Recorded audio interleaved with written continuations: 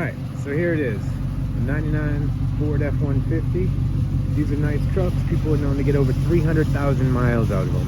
The 5.4 liter V8s do have some small problems. They seem to blow spark plugs out the cylinders, which means they de-thread from the cylinder head and the spark plug shoots out. No damage is really caused from there from what I heard, but anyways, the spark plug shoots out. So you'd have to re-thread the cylinder head and put the spark plug back in. Not too big of a job. Happens quite a bit, but it's rare. It's not on every damn truck. The manifolds also rot out. Replace the manifold, not a big deal. Another thing that's just going to happen on anything. It's worth it to do on a truck that you can get 300,000 miles out of, in my opinion.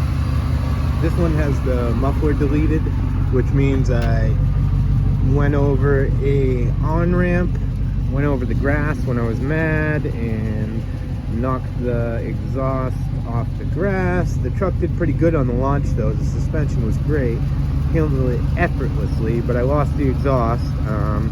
Dragged it down the highway for a couple miles and parked in someone's driveway and ripped the exhaust off by hand. They started yelling at me because they thought I was stealing catalytic converters, even though they saw me under my own truck the whole time and drive away the truck. That was quite the experience. But anyways, this is a great truck. Like I said, people get a lot of miles out of them.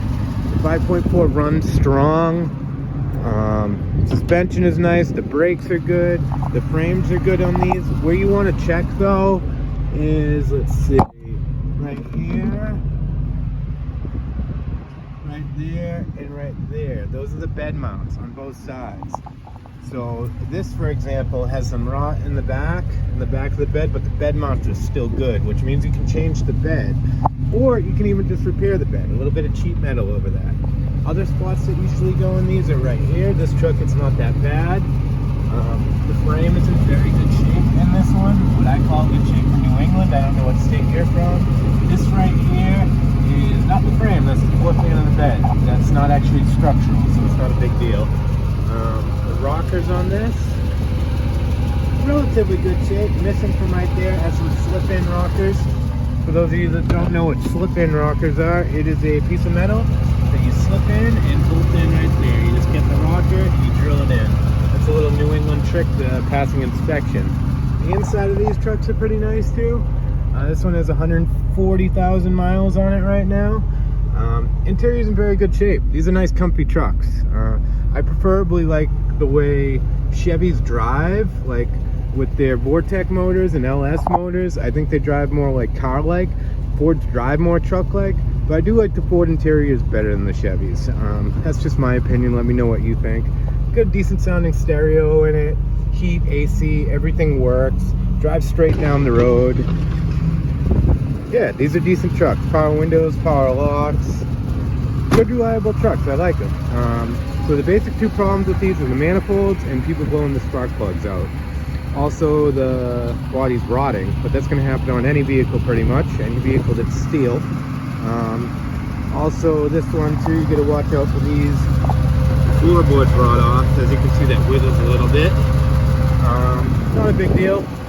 Driver's side's still on, the passenger side's not on. This is a residential plow. So I call a residential plow thinner metal, like that, thinner metal. Not as thick, not as heavy duty as like you get your Fisher Minute mount plows. Also the blade on it that actually plows the snow is thinner. You can kind of see right there, it's just a not as long, little thinner piece of metal that has to be replaced more often. And rather than having hydraulic actuating, which means it uses hydraulic fluid to go up and down, it uses a winch. So it's still electronic. The button is inside the truck. You hit the button to make the winch go up or down, and then to make it go left or right, you pull that cotter pin. Where is it? Right there. That moves it left or right. So you pull that cotter pin out and slide that rod. It's rod right there, and that moves the car left or right. So you have to do that manually.